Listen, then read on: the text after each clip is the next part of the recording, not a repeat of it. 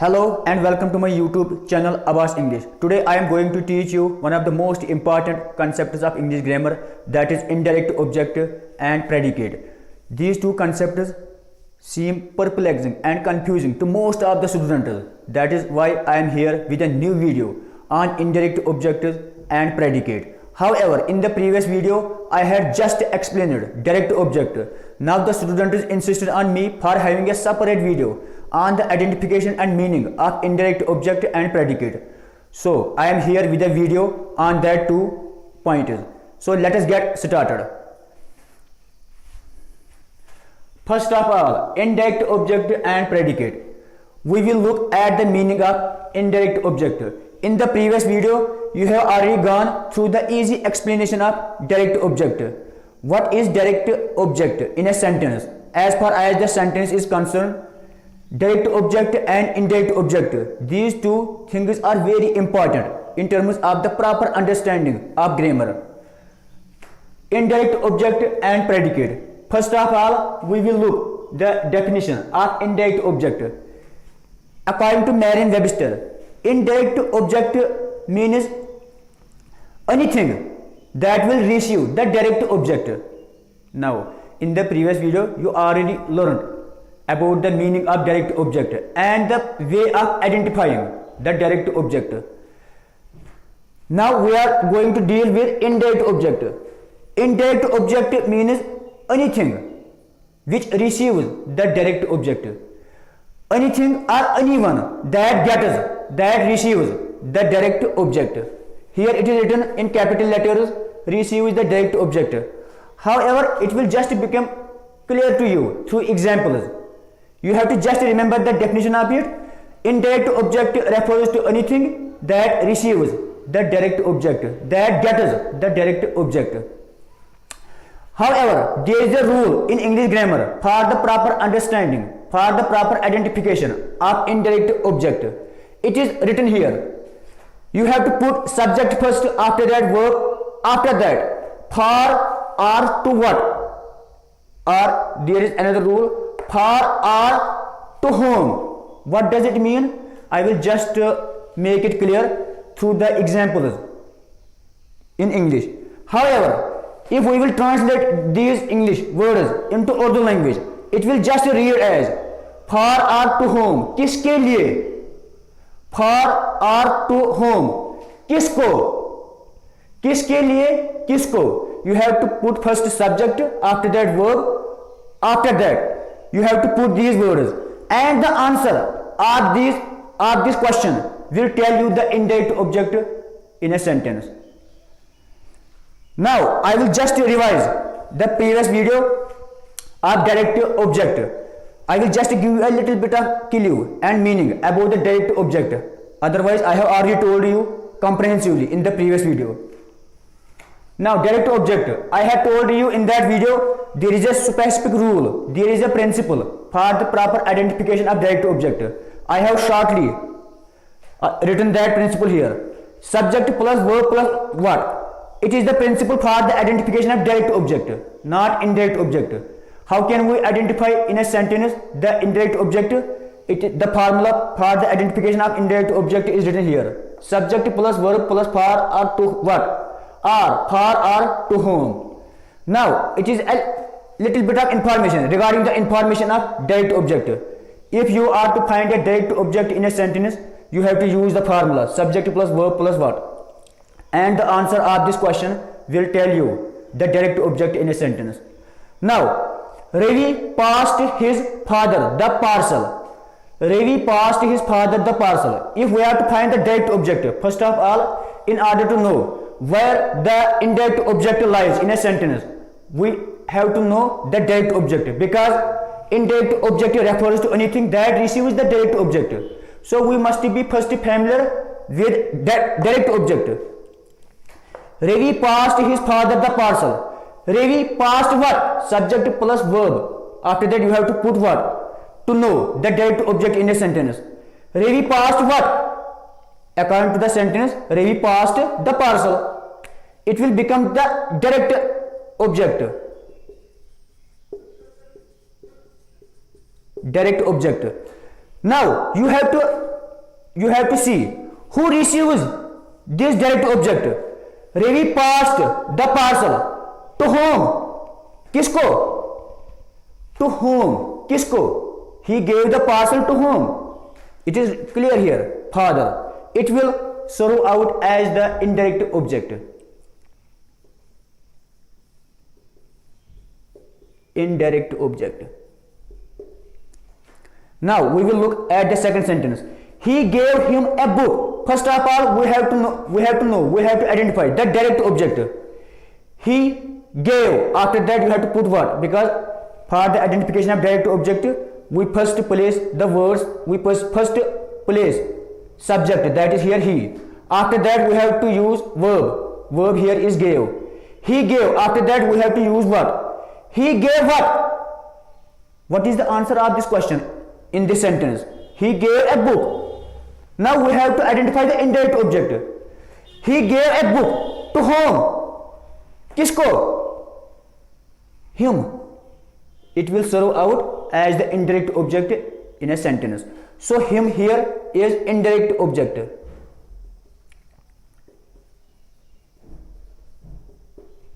Now we will look in the third sentence.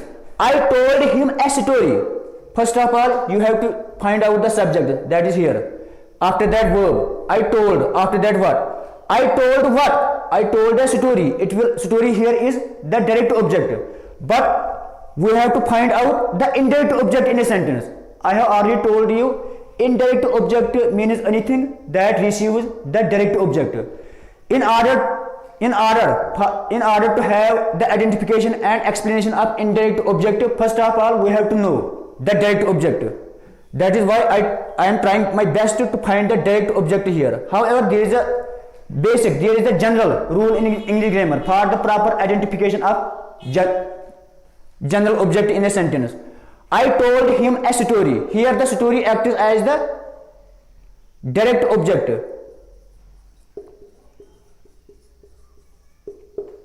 Now we have to make sure who receives the action, who receives the direct object. Direct object is here story. But who is being given the story? Who is being told a story here? I told him a story. I told what? I told a story. To whom? किसको? It will just give us an answer to him. Him will here act as the indirect object. Indirect object. I told him a story. In short, anything which will give you a suitable and satisfactory answer to the principle for the identification of indirect object. What is that principle? It is written here. You have to put the subject first, after the verb, after that. For or to whom? Or for or to what? For or to whom? These two questions will clearly and definitely will help you in the proper identification of indirect object in a sentence. You have to just remember it permanently in your mind. If you are to concern yourself with the proper understanding of indirect objects, or we can say direct objects, indirect objects, there are separate rules for each one of them. But when it comes to discussing indirect objects, then you have to remember the formula for its identification. Subject plus verb plus for or to what? Or for or to whom. You have to just bear it in mind permanently. Otherwise, you will never be able to find the indirect objects in a sentence without using the formula. Subject plus verb plus for or to what? Or for or to whom. Now, preposition. When it comes to discussing prepositions, then we can easily identify the indirect object, because indirect objects are always, not always, but usually, commonly, indirect objects are commonly preceded by the preposition to or for, because it conforms to the meaning for or to whom, or for or to what here. Through these two prepositions, you will be able to identify the indirect object in a sentence. Now let us look. He presented the prize to the winning team. He presented what? He presented the prize. Here it prize, the prize is the direct object. He presented the prize. किसको? To whom? To the winning team. Here the winning team, it represents the indirect object in a sentence. Now we will look here. He bought lunch for Alison. He bought lunch. He bought what? He bought lunch. Lunch here is direct object because it answers us a question. Subject plus verb plus what. Now we have to make sure who receives the lunch. Who receives the direct object? Anyone who will receive the direct object, it will become the indirect object. So he bought what? He bought lunch. It is the direct object. For whom? किसके लिए?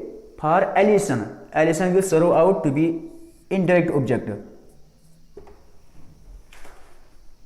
Now when it comes to discussing sentence structure, sentence structure, sentence order of words in a particular sentence. If you find two objects in a sentence, if you find the direct object and indirect object, you might be perplexing about the proper structure and organization of these two words, that is direct object, indirect object. You have to bear in mind, you have to remember the rule that in English, whenever you come across the two objects in a sentence, two objects in terms of direct object and indirect object, indirect object always comes before the direct object in English. You have to remember it in mind. Here it is written SVO. It is the general grammatical sentence construction rule. SVO, subject, verb, object. If there are two objects in a sentence, one is direct and another one is indirect object, then you have to follow the rule. First of all, you have to write the subject, after that verb, after that indirect object, after that you have to write direct object. It is a universal rule in English grammar. You have to bear it in mind permanently. I will just make it clear through the examples. He is going, it is just indirect object. It is here written. He presented, Ravi passed his father the parcel. Ravi passed his father the parcel. Here, indirect object comes before the direct object. He gave him a book. He gave him a book. He gave what? He gave book. Book is here the direct object. To whom? The answer is him. That is why him is indirect object. It precedes. It comes before the direct object. That is book. I told him a story. If you would like to rearrange the words by making a sentence like this, I told a story him, it will be grammatically wrong. However, if you will say I told a story to him, then it will be grammatically correct, because whenever you have to use the preposition with the direct object, then you can put that direct object at the end of the sentence, as is shown here in the last two sentences. To the winning team for Alison. But here you have to just remember the rule that indirect object always comes before the direct object. I told him a story. Him here, it comes before the direct object. Him is indirect object. I told him a story. It is indirect, it comes before the direct object. So you have to just remember that whenever you will come across the two objects in a sentence, you have to make sure that the indirect object must precede, must come before the direct object. However, in case of prepositions, you have to make sure that the prepositional phrase or prepositions with which the indirect object is associated, it can appear at the end of a sentence with the word to or for. As is shown here, he presented the prize to the winning team. Here, the winning team, it is indirect object. It comes at the end of the sentence. He bought lunch for Alison. Here, for Alison, it comes at the end of the sentence. Now, one of the most important concept of English grammar is predicate. Predicate. If we will go towards the etymological meaning of it, towards the derivative meaning of it. It is also the derivative word. It has its derivation in two parts. That is pre means before, just as you say pre-matric, post-matric. Pre means before. Decade means to say something. To say something. Predicate means anything which we say about a subject. Predicate tells us what the subject is doing or what the subject is. You have to just remember these two definitions of predicate. Predicate always tells us what the subject is doing or what the subject is. Simply, if you are to identify the predicate in a sentence, leaving the subject aside and the remaining part of the sentence will become the predicate of that sentence. Suppose I will just make it clear. He is going to market. Here, he is going to market. What he is doing here, because I have told you that predicate tells us what the subject is doing. What he is doing here, he is going to market. So leaving the subject aside and the remaining part here, it may be called the predicate of the sentence. I am playing cricket. What I am doing, what the subject is doing, he is playing cricket. Right from here, without subject, the remaining part of a sentence is predicate. Ravi is watching a movie. What is Ravi doing? He is watching a movie. Here, leaving the subject aside, the remaining part of a sentence is predicate. However, the second definition of the predicate reads as what the subject is. For example, it is written here. He is a doctor. Here, leaving the subject aside, he is a doctor is a predicate. 5. David is a philosopher. Leaving the subject aside, is a philosopher is a predicate. So anything, according to the derivative meaning of the word predicate, anything which we say about a subject, it is called the predicate. But if you are to find the predicate in a sentence, you have to just leave out the subject from the sentence, and the remainder of the sentence is called the predicate. The remaining part of the sentence is called the predicate. I hope you might have enjoyed watching the video. If you really enjoyed watching the video, please subscribe it and share it to others so that others may also avail the benefits of this highly informative lecture. Thank you very much.